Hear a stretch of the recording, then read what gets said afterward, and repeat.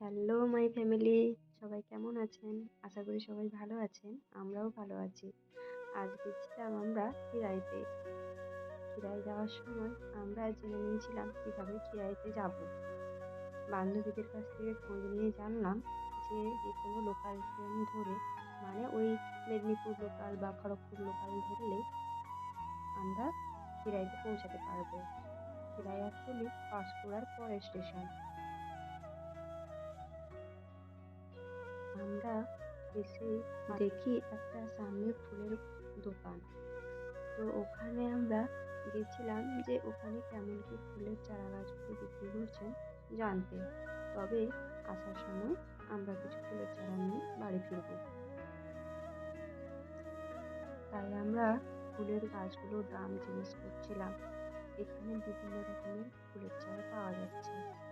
তাছাড়াও এখানে একটা কাকু দেখছিলাম যে ফুলের হেয়ার ব্যান্ড যেগুলো সবাই করে এখান থেকে ফটো দেয় না, ওইগুলোও বানাচ্ছিলেন। তাছাড়া ফুলের বোকেও বানানো হচ্ছে। আর সবথেকে যেটা বড় কথা, এই ফুলের যে বোকেগুলো আমরা অন্যান্য জায়গায় কত কত টাকা দিয়ে কিনি, আর এখানে খুবই নিম্ন প্রাইস।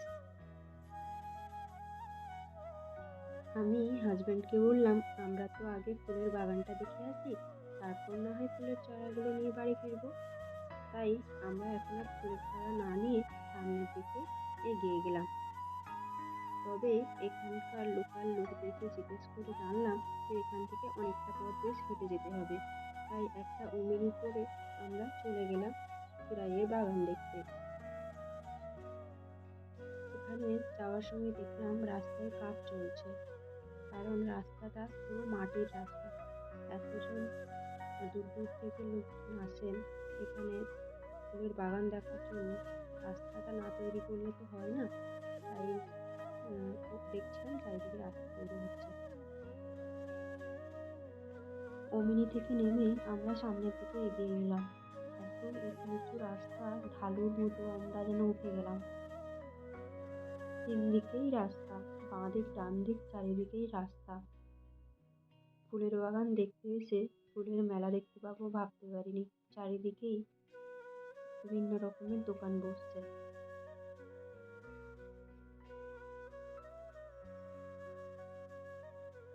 তাই আমরা এদিক ওদিক না ঘুরে সোজা চলে গেলাম ফুলের বাগান দেখতে।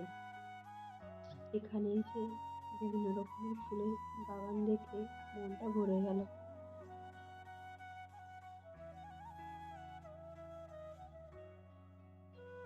যত দূরেই চোখ যাচ্ছে চারিদিকটা ফুলের বাগান।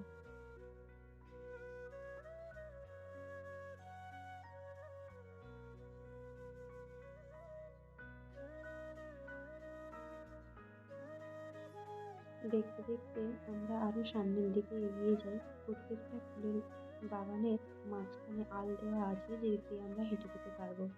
এই ফুলের বাগানের পাশে পাশে সবজিও লাগানো আছে। দেখলাম ব্রকলির গাছ। এই দেখেছেন মিডিলে মিডিলে কেমন সবজি লাগানো আছে।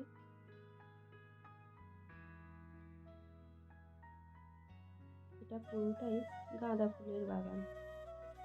বেশিরভাগ ফুলের বাগানগুলো ডিভাইডেড করা আছে।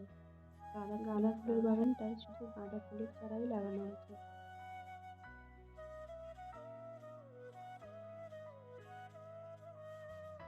এখানে এসে বুঝেছিলাম কেন দূর দূরান্ত থেকে লোকজন এখানে আসেন ফুলের বাগান দেখতে।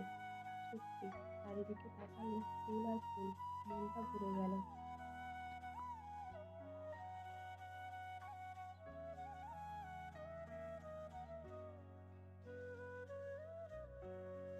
আমি হাজব্যান্ডকে বললাম আচ্ছা আমরা তো ফুল কিনেই পুজো করি, কেননা আমরা এখান থেকেই ফুল কিনে নিয়ে যাই।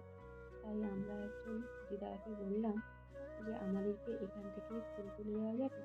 তো ওনারা বললেন হ্যাঁ, এখান থেকেই তুলে দিচ্ছি। তো আমরা ওখান থেকেই ফুল কিনে নিয়ে এসেছিলাম পুজোর জন্য।